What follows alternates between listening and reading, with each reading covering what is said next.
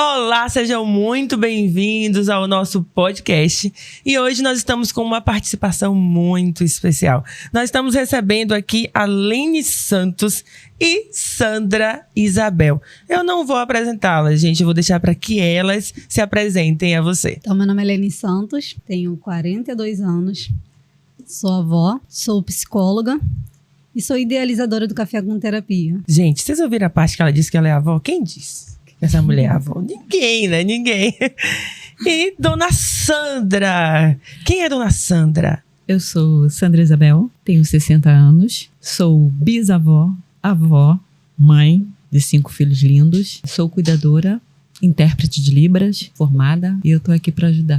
Que coisa linda. Estão prontos para essa história de mãe e filha? Porque nem eu sei se eu tô pronta para tudo isso. Antes de nós ouvirmos a história da Lene, eu quero ouvir um pouco da história da Dona Sandra. Sim. Conta para nós um pouco da sua história. Sim, a minha história, como a Lélia já contou um pouco também, né? De quando eu era mais nova, criança, sofri abusos de pai, de tios, algumas situações mais complicadas, né?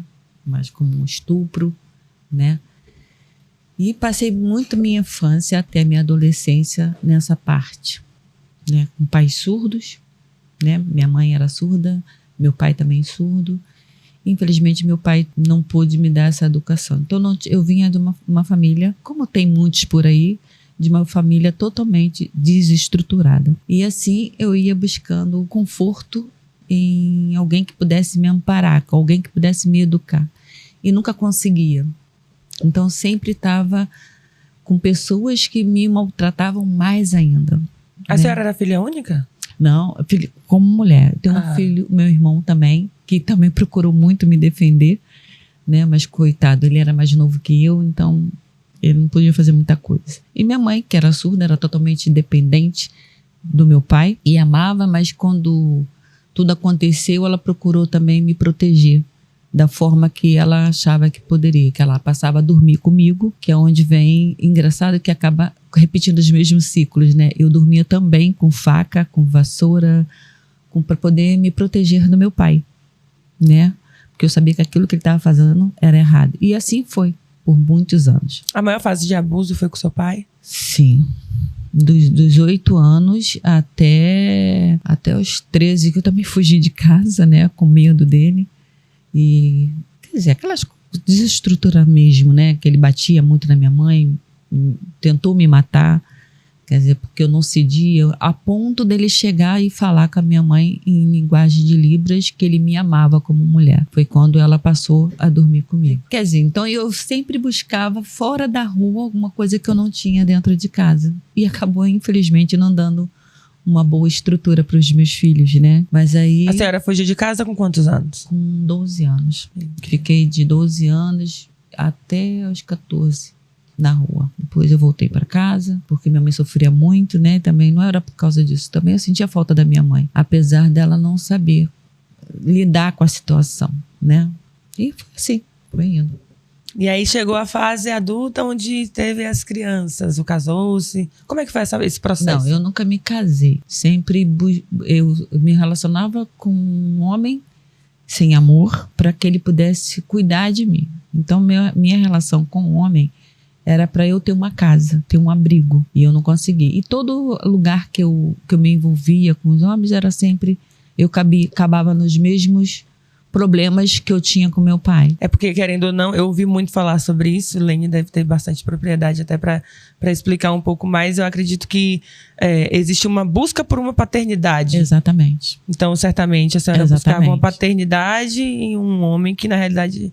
poderia ser seu marido, né? O pai de si. Sim, tanto é que a diferença de idade dos meus maridos era bem distante, né? Tipo 20 anos, bem mais velho do que eu. Tanto o pai da Lene e da Shirley tinha mais ou menos 22 anos mais velho que eu. Uau! Então, quer dizer, depois é que a gente vai... Quando a gente vai amadurecendo, né? A gente vai andando um pouquinho mais, vai andando, conhecendo, né, tendo mais conhecimento, é que eu fui entender essas coisas. Falei assim, então é por isso que eu buscava a paternidade num relacionamento. Eu não buscava um amor. Eu buscava alguém que pudesse me acolher e cuidar de mim como um pai. E assim foi. E depois, quando eu tive minha primeira filha, eu voltei para casa, que eu tive um relacionamento justamente por causa que não tinha como estruturar, porque era um homem muito mais velho do que eu, então eram ciúmes abusivos que ele tinha, um relacionamento doente, e foi indo depois eu voltei para ele, porque meu pai continuou os mesmos hábitos, e pronto, eu não tinha para onde ir, e eu tinha dificuldade de arrumar emprego, eu achava que tudo para mim era ruim. Sim. Na verdade, eu nunca tinha, eu não via solução em nada. Consegue mais ou menos entender? Sim, consigo. Porque eu achava que eu era menos, sempre menos. E assim as pessoas também... Teve uma identidade machucada, né? Sim. Ferida, então disturpou. E depois tive a Lene, que eu... Não sei se eu posso falar, mas vou falar. Pode falar tudo. Eu tentei abortá-la, que era meu segundo filho, minha segunda filha. Tremendo. Minha segunda filha eu tentei abortar, e nesse momento todo ela tentou viver dentro da minha barriga. Uau. O tempo todo. E era uma coisa assim inexplicável, porque foi várias tentativas de aborto em relação a ela. Quando ela nasceu, também teve vários problemas de saúde, né? E aí eu comecei a cuidar dela assim, de uma forma mais... Ela lá, eu aqui, porque era uma coisa que eu não queria. Rejeitando. Uma rejeição. Então eu falei, poxa, e tal. E aí ela ia para o hospital. Eu falei, meu Deus, essa menina só me dá problema. Por que não nasceu? Por que ela nasceu? Não sei o quê. E foi indo, pronto. E aí quando ela nasceu, depois que ela passou a fase de médicos, né? Que eu vivia constantemente médico com ela. Aí foi melhorando um pouquinho, né? Aí foi quando mataram o pai dela, né? O pai delas, né? Que eu tenho uma mais velha, que é a mais velha. Uhum. Matou o pai delas e aí tive que voltar de novo para casa da minha mãe. E porque eu não tinha casa, e a casa onde eu estava foi um processo meio... senão é uma coisa bastante longa, então não dá para contar tudo aqui. Sim. E ficamos, e aí voltei para casa do meu pai, foi quando aconteceu os abusos com a minha filha. E nesse dia, eu estava dormindo na cama com a minha mãe e eu escutei o pedido de socorro dela. E aí eu acordei, e aí ele saiu correndo, como ele fazia sempre, saiu correndo, e aí dali em diante a gente passou a dormir num banheiro, não sei se a Helena me lembra, e a gente passou a dormir num banheiro que era do quintal, que era um quintal de família que é meu agora, pertence a mim. Depois desse fato com o avô, né? Nesse caso, a senhora acredita que a tua proteção com Lene aumentou? Porque até então existia aquele sentimento de rejeição, né? Sim, mas diante sim. dele, como é que foi? Sim. A sua sensação ao saber que a sua filha estava vivendo algo que a senhora viveu? Sim, eu queria cuidar, mas eu não sabia como. Eu queria acolhê-la, mas eu não sabia como. Tanto ela quanto a mais velha também. Eu queria fazer alguma coisa por eles. É onde que eu me relacionava novamente com alguém que me dava uma estrutura, dizendo que ia me dar uma casa, não sei o quê, porque eu sempre fui muito, assim, chamava muita atenção como mulher e acabava me envolvendo. Uhum. E sempre dos mesmos ciclos, porque eu não estava curada. Sim. Eu não estava... não tinha identidade. E nesse meio tempo, né, nesse crescimento da Lene, dos meus filhos, eu sempre trabalhei fora, né, para sustentá-los, fazia unha, fazia empregada doméstica, mas mesmo assim eu sempre procurei estudar. Uma coisa que a Lene tem muito assim de mim é isso, essa força de se reinventar no meio da escuridão, mesmo Sim. que eu não soubesse fazer da forma correta. É que eu falo para ela, eu não fiz da forma correta. Então assim, a gente foi pronto, aí quando eu fui ter minha relação, saí de lá de novo, né, que eu fui morar num banheiro, e fui trabalhar e deixava eles num quarto, que um se cuidava um do outro. E com isso, fui tendo filhos, relacionamentos sempre errados, sempre a mesma coisa. Até que eu parei numa situação, um senhor, vamos dizer assim, que também era bem mais velho, foi que começou a cuidar de nós. Aí eu fui a ter uma falsa casa, um falso acolhimento. Uhum. Eu falei, pronto, é aqui. Encontrei o que eu tava procurando. E aí engravidei de novo, no meu 5º filho. E eu achei que aquilo era amor, né? Por causa do cuidado, da coisa que eu não tive. E pronto, acabou que por um tempo foi. Depois foi tudo da mesma coisa que eu tinha antes. Do relacionamento totalmente Abusivo. conturbado e abusivos. E o pior é que o problema era sempre comigo.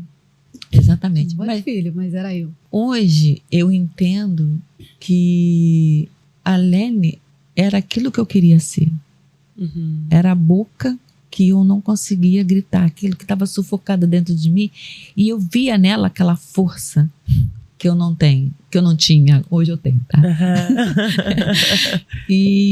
E ela era aquela boca. E eu acho que com isso era como se fosse competitivo com ela. Mas só que eu via de uma maneira negativa, não Sim. de positivo. Até que um dia ela virou pra mim e falou assim, mãe, ela já estava na igreja, se não me engano. Eu ia só de vez em quando. Uhum. E aí ela falou, mãe, por que a senhora não gosta de mim? Por que a senhora tem contra mim? Eu falei, minha filha, eu não tenho nada contra você. Aí eu expliquei pra ela, olha, aconteceu isso comigo, assim.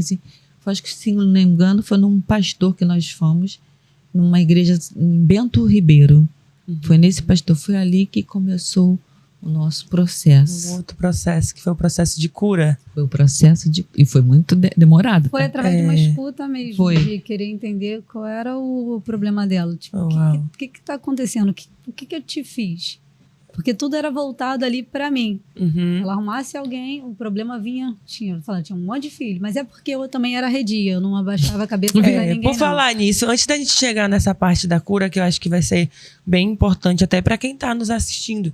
E eu Sim. acredito mesmo que esse vídeo vai chegar em muitas pessoas, mulheres e homens, Sim, que sofreram e até hoje sofrem abuso.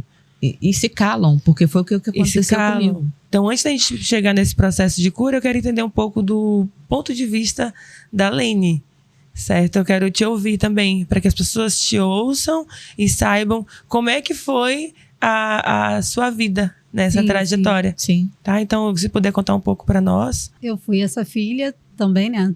Essa criança que também sofreu abuso. Minha mãe comentou aqui que logo depois ela foi pro quartinho, mas acho que demorou, não sei se foi uma semana, para mim era uma eternidade. Qualquer dia a mais dentro daquela casa era uma eternidade. Não, demorou bastante tempo. Até ir pro Tipo uns 2 quartinho, meses. não sei. Porque para mim era uma eternidade eu ter que acordar de novo e lidar com aquilo, de olhar para aquela pessoa e falar, gente, por que ele não tá preso? Eu falo sobre isso. Por que ele não estava preso? Por que eu vou ter que ficar aqui? E eu era uma criança, então vinha um monte de questionamentos, mas eu não tinha solução, não tinha como resolver aquilo. E aí eu comecei assim, eu vou ter que me proteger. Uhum. Porque eu tô vendo que minha mãe, mesmo que ela durma comigo, mesmo que ela esteja aqui, não é o suficiente porque ela ali aconteceu. Então, comecei a dormir com faca, não dormi com vassoura nem nada, mas dormi com faca. E eu tava pronta para fazer qualquer besteira. Então, já presenciei também minha avó sendo agredida. Peguei a faca também para poder ir para cima dele, que ele jogou ela longe. Eu vi ela caindo no chão assim. Eu era sempre da ação. Uhum. Eu detestava esse tipo de comportamento, essas injustiças. Então, eu simplesmente voei para cima dele. Claro que ele não ia ouvir o que eu estava falando, mas eu peguei a faca e falei, se você for para cima dela, eu vou te matar. Uhum. E eu era capaz. Sim. E eu fui ficando cada vez mais arredia. E eu era uma criança doce, eu gostava de escrever carta para minha mãe, de abraçar, de beijar. E sempre, como eu era muito grudenta, abraçava e beijava ela. Muito solta. A mãe fala logo, muito.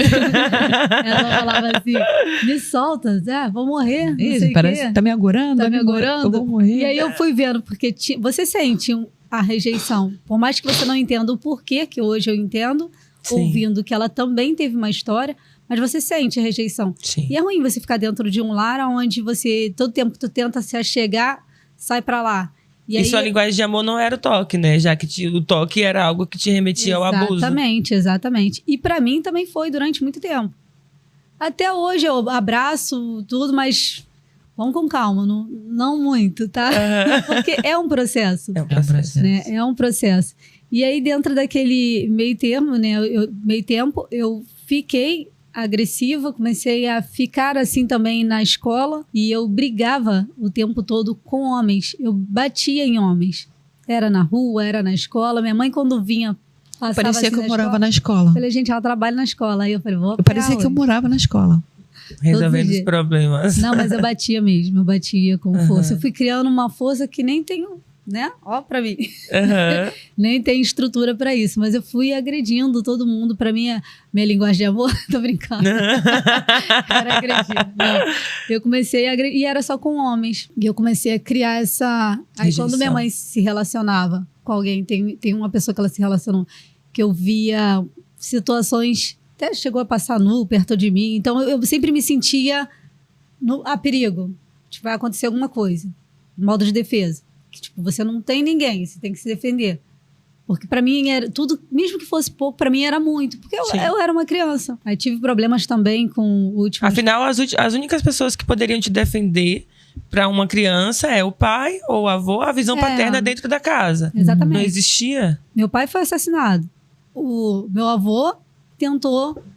E minha mãe também, além dela ter que trabalhar, viver a vida dela e lidar com as dores dela, e aí que eu falei, não conseguia produzir nada de diferente daquilo que vivia. Então, lidar com as dores dela, eu tava ali à mercê.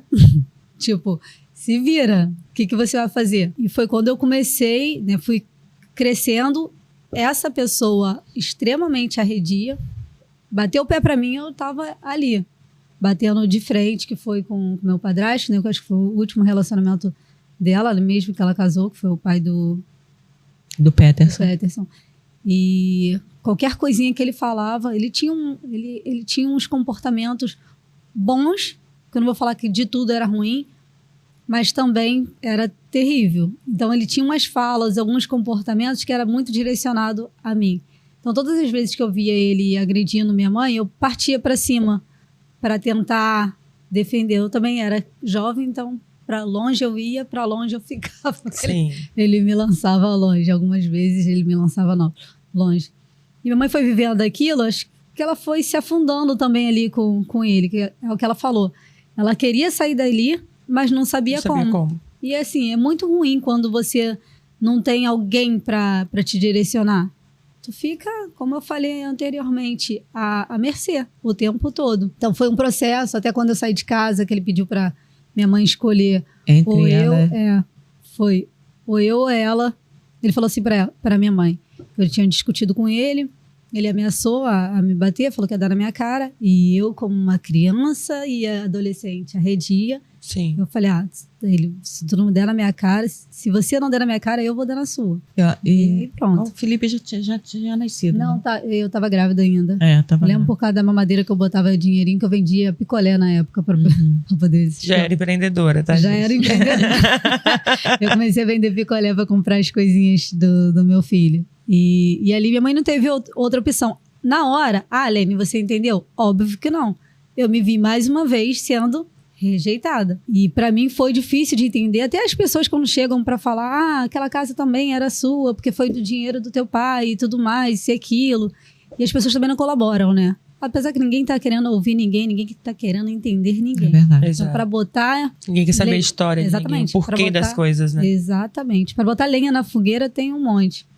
E aí eu falo sobre isso num podcast que eu fiz anterior, que eu escrevi, eu só lembro dessa parte que eu falava assim, minha mãe, um poema, né? Minha mãe, que eu tanto amo, cometeu um grande engano de me trocar por um lar onde eu não possa estar. E eu comecei a me exprimir, né? Escrever para poder passar aquilo, porque eu não tinha amigos para conversar, eu não me via, por mais que falar que eu não tinha, às vezes sei lá, soa como se ninguém me ajudou. Mas eu não me sentia ajudada. Acho que a ajuda que eu precisava eu não tinha. Sim. Acho que é melhor colocar assim, dessa forma. Tinha minha madrinha, que minha madrinha para mim foi uma mãe. Aquela mulher fora da curva. Então sempre quando eu tava com ela eu me sentia no céu. Mas nem sempre eu podia estar com ela, né? Mas ela para mim foi um ponto de luz. Verdade, minha comadre era como se fosse minha mãe também. Eu chamava ela de mãe. Ela foi um ponto de luz. Era tipo, eu tô no céu quando me tava com ela. Me ajudou muito. Ela, as filhas dela também foram pessoas assim muito importantes. A Yara, Ione. Para mim, eu não posso anular isso. Sim. Mas o que eu buscava? Não era isso, era a minha mãe. O que você queria? Um amor da minha mãe era essa ligação paterna, né? Que eu não tinha, já não tinha pai e eu não, praticamente ali eu podia dizer que eu não tinha mãe, tinha, né, de uma maneira física, mas não sentia o amor dela. Ela me amava? Com certeza. Mas era sobre o meu sentimento. Eu falo amo. lá naquela época, eu sei que tá.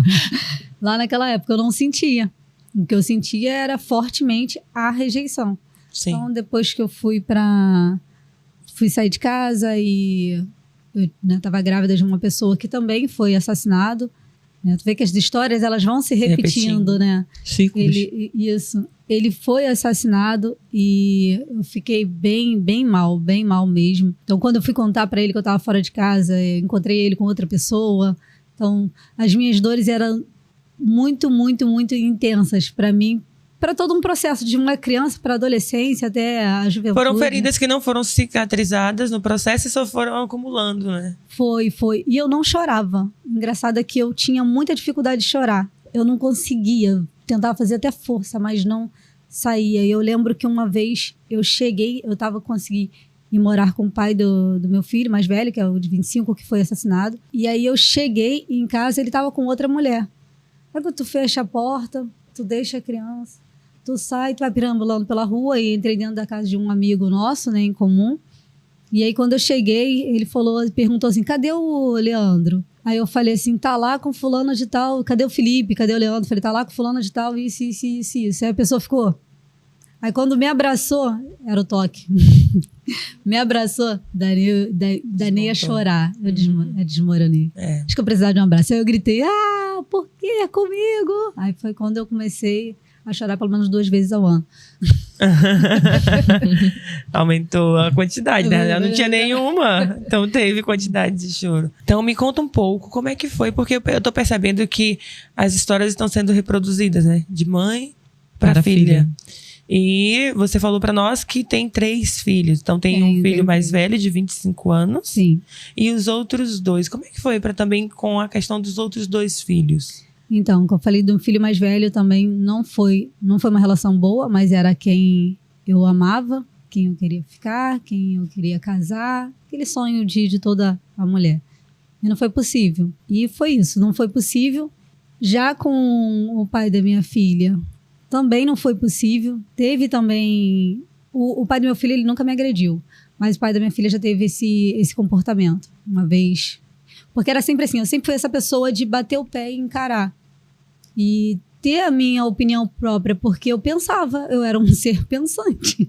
Então, tipo, não era o que você vai dizer pra mim que é isso e tudo bem. Eu vou questionar, eu vou falar, eu vou me impor. E quando a mulher, hoje em dia, ela se impõe...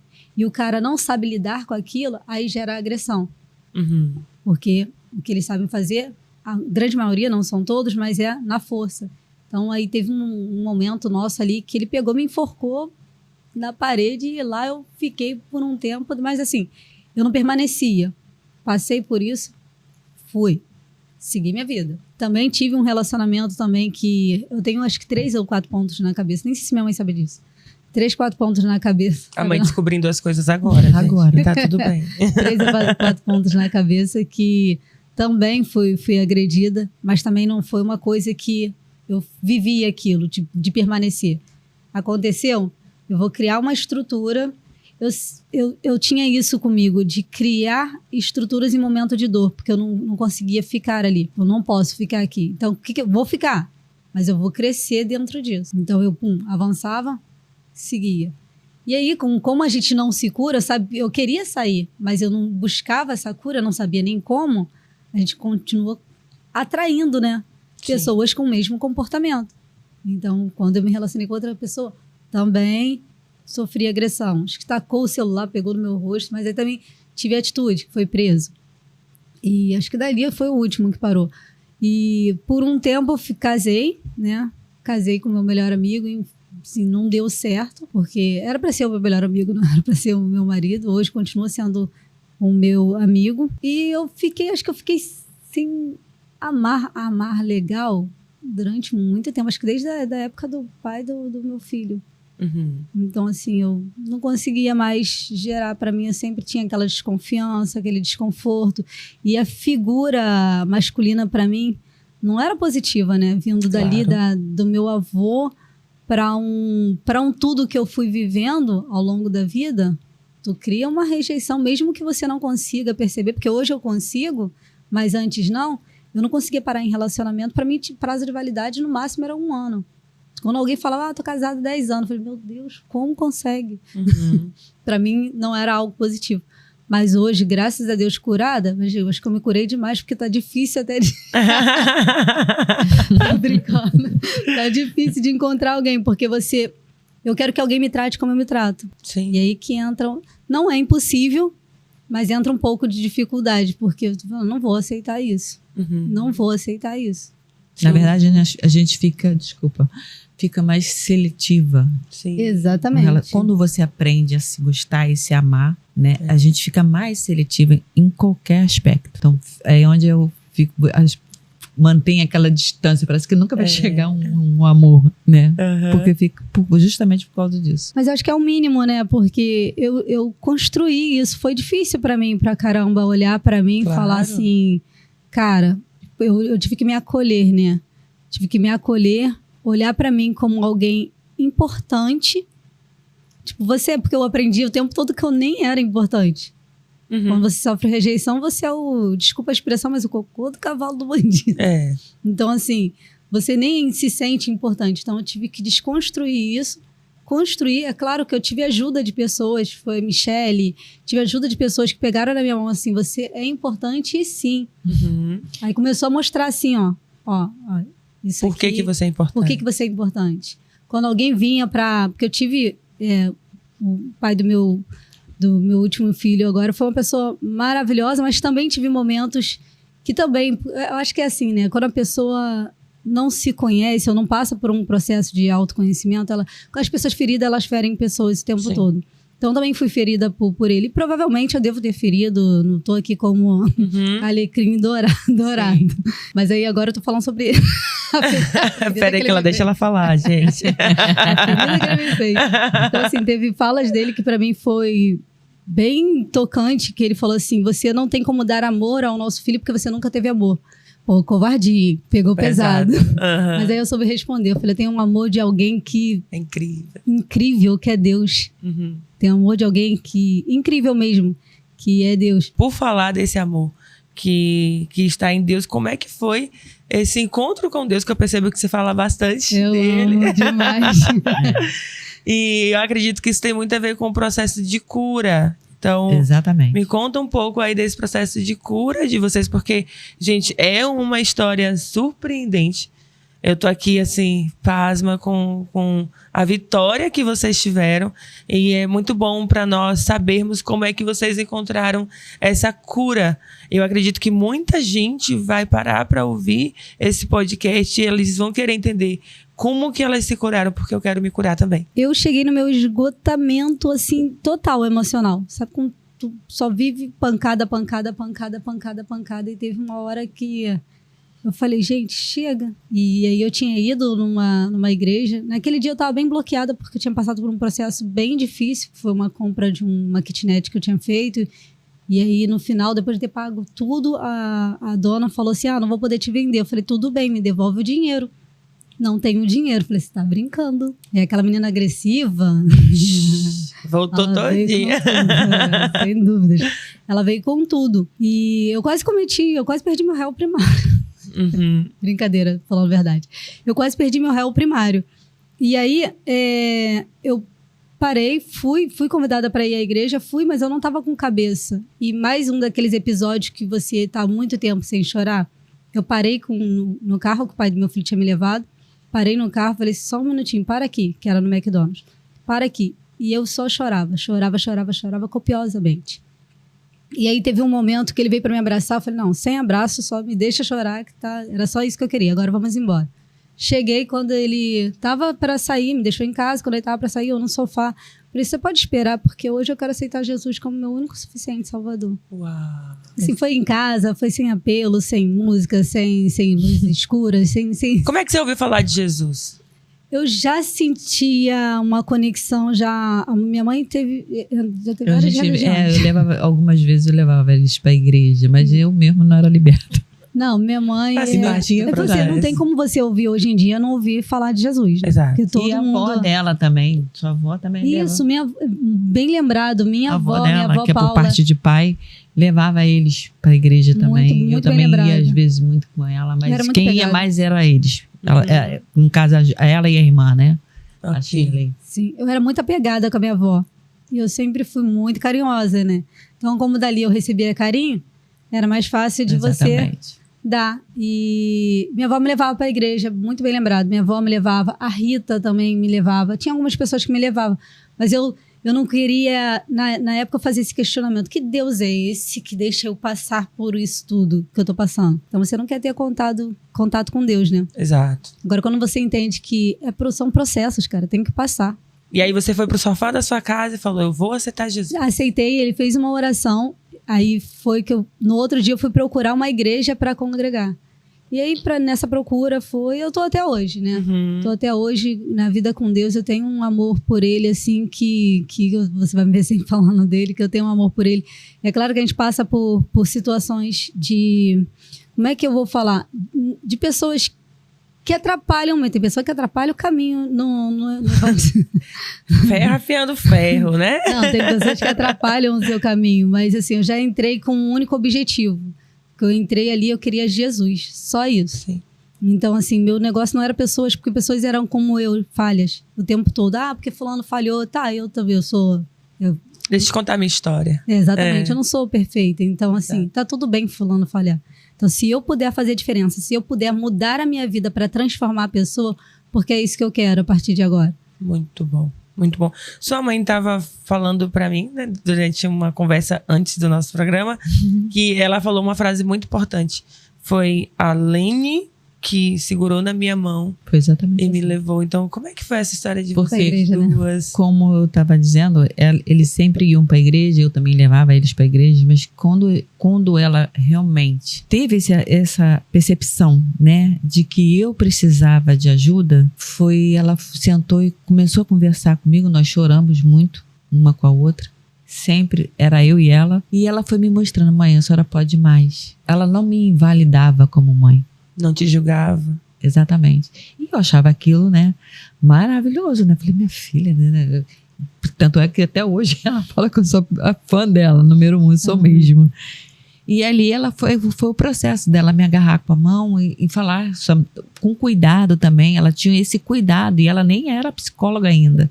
Ela tinha esse cuidado de conversar comigo sobre os meus relacionamentos. Era uma coisa que era o contrário. Consegue entender? Quando eu consegui, quando era eu para dar, ela que falava. E eu achava aquilo, né? Nossa, minha filha, né? E aquilo, quer dizer, eu já tinha amor por ela, mas eu achava muito especial a forma como ela me abordava com carinho. E eu, muitas vezes, eu era arredia com ela. Isso que eu ia falar agora, porque eu falei assim, gente, não vamos esquecer dessa parte. Muitas vezes eu era arredia com ela. A vida é assim, quando alguém apanha, e alguém tá te dando amor, tu fica aí, pera lá. Vamos falar estranho. Desculpa. Espera aí. Por que ela tá fazendo isso? Tá estranho. Será que ela tá querendo aparecer? Será que ela tá... Eu tinha essa... E aí, ela vinha com essa... Ainda era os resquícios de uma infância ferida. Foi um processo. Para hoje estar como está, foi um processo. Não foi de uma hora para outra, acordei. Ela minha suou mãe, muito, ela transpirou. Eu sentava... Leu muito. Verdade. Eu sentava, falei, vamos conversar. Dei muito trabalho. Deixava ela... Eu falei, gente, mas olha... Era diferente, que eu ficava, gente, mas por que que... Aí eu, tá vendo por que disso? Aí eu fazia desconstruía para construir e ajudava a seguir. Dá trabalho isso? Dá. Mas é entender que ali eu estava podendo fazer isso. Um ponto importante aqui que me veio à memória é que antes mesmo da Lene tentar dizer verdades, né? Sim, sim. Para dona Sandra, existia um Lene se conhecer. Exatamente. Eu entendi. Agora eu entendi por que eu sou assim. Uhum. Então, Lene, pelo visto, né? Se curou o primeiro. Foi. Sim, exatamente. Mas acho que é assim que funciona. funcionam as coisas. Porque a gente quer mudança do mundo. Ah, fulano de tal é assim, é assim, é assim. Muda você primeiro. Porque quando eu comecei a mudar as coisas, a minha visão é... O ângulo das coisas começam a mudar. Quando você só vê problema, dificuldade. Aí hoje eu pergunto, dificuldade para quem? Porque é o ângulo que eu começo a ver as coisas. É o ângulo que eu começo a enxergar as coisas. Para mim, tudo é possível até que alguém faça. E eu vou lá e faço. Ela é de ação. Ela vai lá e faz. É lindo. Faz acontecer. É lindo ouvir vocês duas e ver essa harmonia de vocês duas como mãe e filha. Há quanto tempo vocês vivem esse processo de cicatrizes? É possível ver essas cicatrizes já? Quando aconteceu esse momento mesmo? Davi tá com 13, né? 14. Então, tem uns 15, 16 anos. Por aí. Uau, muito bom. Muito bom, por isso que você é tão harmônico já, né? Tá bem cicatrizado. Claro, não foi muito assim. Até porque eu era uma pessoa difícil, né? De lidar comigo. Sim. E sabe o que é legal? E isso repercutia também em netos, filhos. Também tinha alguns que... Alguns não, mas que já me pegou no meu processo de cura, já não teve tanto problemas. Mas aqueles que não alcançaram essa parte minha, foi difícil. E sabe o que é legal? É que cada processo que ela ia passando, no início era o pera lá, né? Sim. E depois ela reconhecia. Eu reconheço que eu tô passando por isso e isso. Eu queria conversar com você. Tudo como lá em casa lá em casa é a base da reunião. Tudo é lá em casa é reunião, de conversa. E até trouxe minha mãe para vir morar comigo. Então, tudo que posso estar fazendo, isso foi no Brasil, tudo que eu posso estar fazendo é a base da conversa. Ah, Lene, é perfeito, tudo é conversando? Não, nem tudo é conversando, mas eu procuro ir muito para esse lado. Alinhar, né? Sim, 98%. Alinhar. Que legal. Isso. E aí, teve uma fase que ela falou para mim assim, que ela achava que eu tinha, como eu estava avançando, até em conhecimento e em tudo na minha vida, ela achava que eu tinha obrigação de fazer por ela. Isso. E aí começa... Porque as pessoas fazem isso o tempo todo. Sim. Ah, ela tá vivendo bem, isso ela foi tem bem que fazer no isso e início. aquilo. Uhum. Isso. Ela tá vivendo bem, tem que fazer isso e aquilo. E as pessoas fazem isso, elas te cobram. Mas assim, ninguém quer passar pelo processo que você tá. Seja de cura, de dor, ninguém quer passar.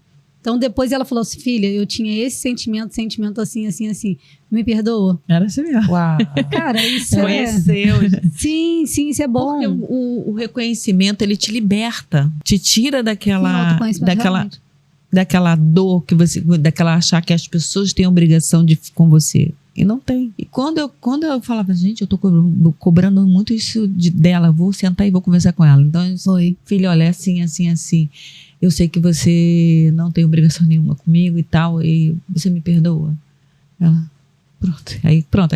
Aquela parte ali já passava. Resolvido. Eu tentava explicar pra ela que tudo que eu faço é por amor, não é por obrigação. Porque obrigação eu e ela falava uma coisa que quando teve uma vez que ela falou assim, a senhora consegue entender que eu não tenho obrigação com a senhora? Aquilo, naquele momento, é que me deu a dor. Eu fiquei totalmente desestruturada. Porque eu tinha ela como uma base em tudo. E não é. Primeiramente, a base é Jesus. E segundo é ela. Sim, segundo ela, não. Segundo sou eu, né? Uhum. E aí... Ela é filha? Você é mãe? Sim. Você é mãe? Você entende? Uhum. E aí aquilo me doeu, me ocorreu e tal. E eu falei assim, também eu não vou deixar, mas eu não vou falar mais com ela, vou dar um tempo, vou viver sozinha. Que não sei o quê. E tal, porque eu achava que sempre ela tinha obrigação comigo e até com os irmãos. Eu tinha com o irmão, principalmente um irmão dela. E aí eu fui... Engraçado, a gente o consciente. Olha, o conhecimento é tudo. Liberta. E ela também eu sempre gostei de estudar, né? Mas ela me incentivou mais a ler, voltar a ler, que é coisa que eu adorava fazer.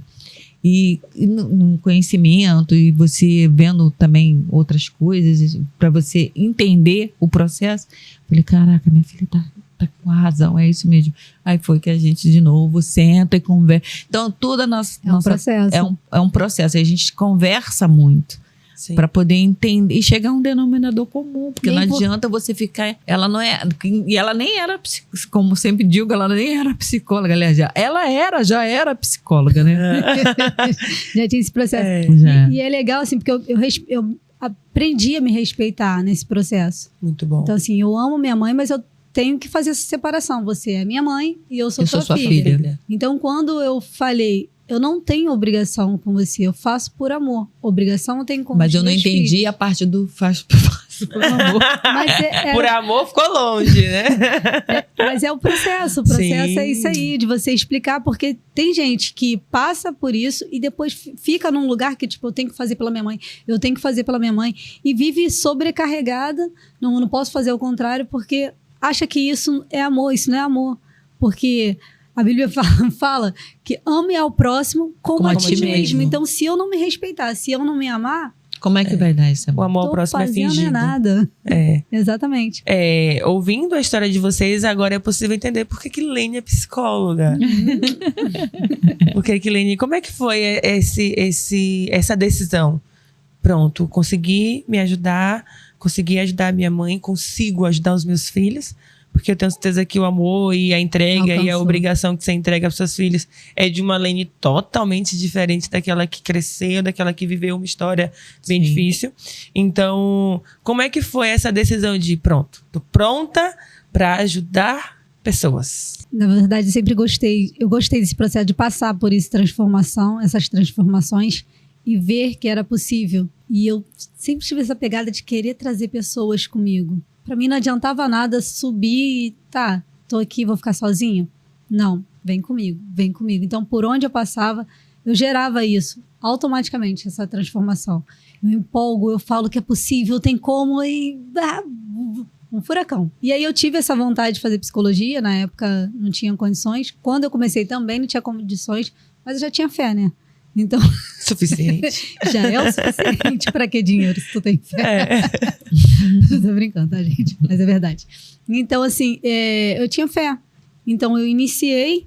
É claro que nesse processo muitas pessoas ajudaram. Mas era por conta da minha fé. Uhum.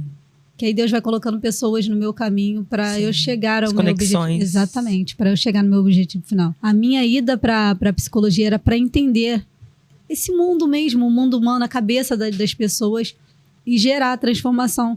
Não só dentro do que eu vivi, porque tinha uma vivência da Lene, mas dentro de conhecimento. Então, assim, a psicologia para mim foi um marco, porque hoje eu atendo as pessoas não é só com conhecimento, é com uma bagagem de vida. Então, assim, tem uma empatia fora do comum, de falar, não, pega na minha mão, só sai daí quando tu estiver bem. Então, eu me entrego bastante. Muito bom. Eu assisti um filme na Netflix, não consigo recordar o nome do filme agora, mas é um filme que conta a história de uma mulher que sofreu a sua vida inteira. Uhum. E ela teve um dia em si muito difícil. Tanto que o filme, de quase 2 horas, conta a história do dia dessa mulher, onde ela foi pro trabalho, foi maltratada no trabalho. E aí, nesse dia, ela também se demitiu. Foi um dia onde ela foi pegar o dinheiro do banco, ela não conseguiu Eu pegar o assisti. dinheiro do banco. Que filme sensacional. Nossa, total, eu assisti esse filme. Eu só não chorei na hora, mas quase que... Eu chorei horrores, não, gente. eu quase desabei. Falei, gente, estão contando a minha história. Uau! Porque até essa parte teve uma parte ali que a inquilina botou as coisas dela pra fora de casa. E eu já vivi isso. Já de chegar em casa do trabalho, minhas coisas estão todas fora, porque o cara tinha vendido a casa comigo dentro e eu ter que ir lá na boca de fumo pra falar com os traficantes pra poder vir. Porque assim, eu não ia na delegacia.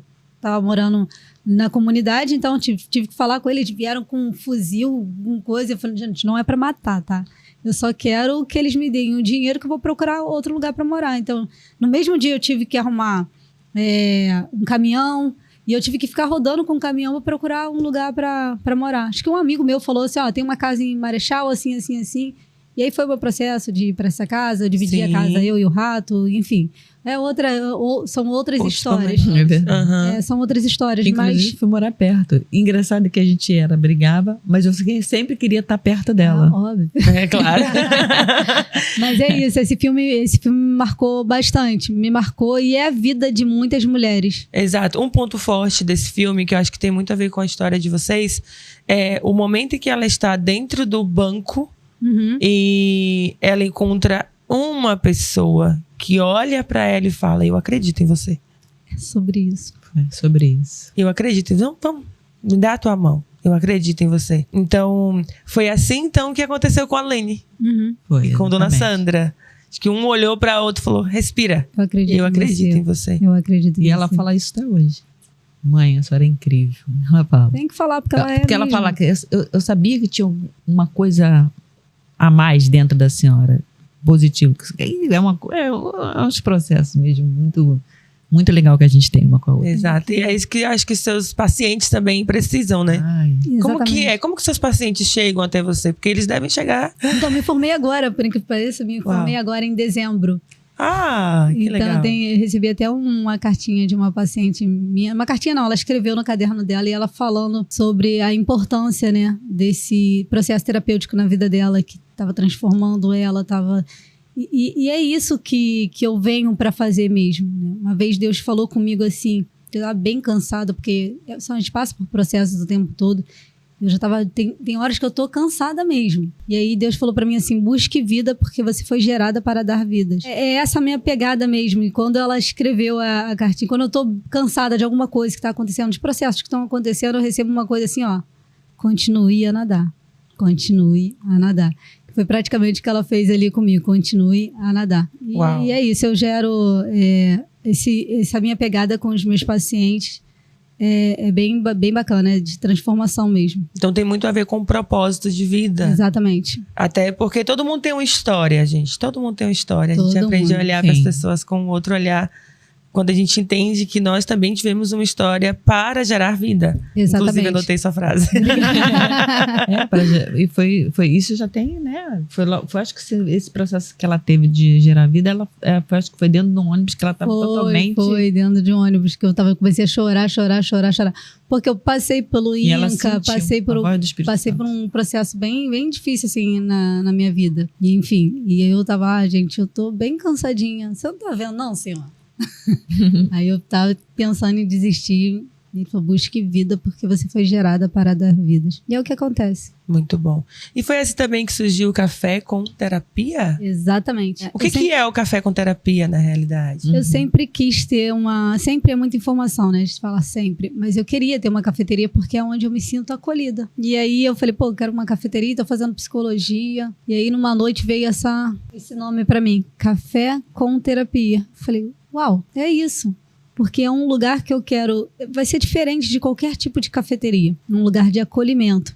É um lugar onde você consiga entrar, você entre e sinta amor, acolhimento, escuta ativa. Lá. Exatamente, lá, Exatamente. tudo. Falou tudo. Então, assim, é o meu lugar. Quando alguém entra, fala assim, aqui é o meu lugar. É mais ou menos isso. É para gerar também. O Café com Terapia veio para dar continuidade ao que eu vim, ao que eu fui chamada para fazer. Gerar transformação. Muito bom, muito bom. Nós já estamos caminhando para o fim do nosso programa, mas antes de nós encerrarmos, eu queria muito que vocês deixassem uma mensagem para as pessoas que estão nos assistindo, desde aqueles que ainda estão a sofrer abusos, mesmo na fase de adolescentes e adultos, e até aqueles que já passaram pelo processo, já estão na fase de cicatrização. Então, qual é a mensagem que vocês podem deixar para as mães, para as filhas, para as pessoas que estão nos assistindo? Eu trabalho como cuidadora. Sim. Então, geralmente, eu trabalho em lares que é totalmente destruído entre filha e mãe. Então, eu vejo... Aí eu procuro... Não que eu queira me meter na vida da pessoa, que não é a minha intenção essa, mas eu procuro aprofundar naquilo. Porque isso eu aprendi com a minha filha, né? E eu fui curada assim. E eu penso assim, meu Deus... Eu penso que cada lar... que tem essa desestrutura, tem alguma coisa ali para que possa gerar amor, Exato. não dor. Então, o que eu penso? Você pode mais do que você imagina. Nesse lar tem amor. É só procurar. Todo lar que é destruído tem algum ponto de amor. Então, essa é o que eu deixo. É busca o amor que está dentro de você. É só isso. É porque todo mundo sofreu uma dor e que ela pode ser transformada em amor. Eu tiro por mim, tem por ela e assim, todo mundo pode. É só se abrir e querer. Largar o anel, o Senhor dos Anéis, que era meu anel, minha dor.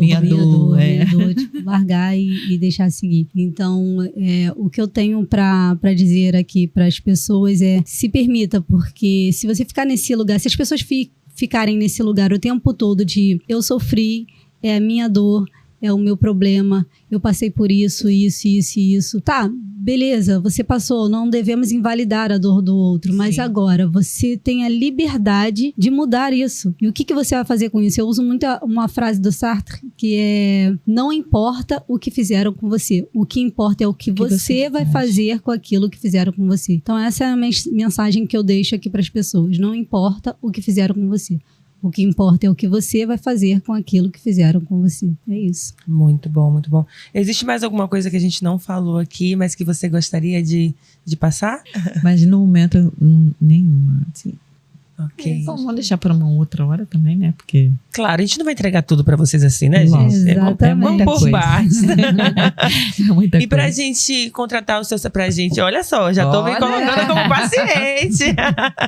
Mas querer o seu serviço como psicóloga, como é que a gente te encontra? Tem o Instagram do Café com Terapia, né? É exatamente assim que tá no Insta. Café com Terapia. E ali tá todos os meus dados, a forma de como entrar. Tem um link lá que vai entrar no site, que é o Café com Terapia. E WhatsApp, enfim, vai conseguir ter acesso a mim e marcar uma consulta. Muito bom. Atendimento online e presencial? Exatamente, online. Presencial ainda não estou fazendo porque eu tô voando. Então, eu só, infelizmente, porque eu gosto do presencial, né? Sim. Mas eu tô fazendo online. Então, eu quero agradecer a vocês. Muito obrigada Obrigada eu. pela confiança de compartilhar as suas histórias. Eu tenho certeza que muitas pessoas vão ouvir, Sim. vão ser transformadas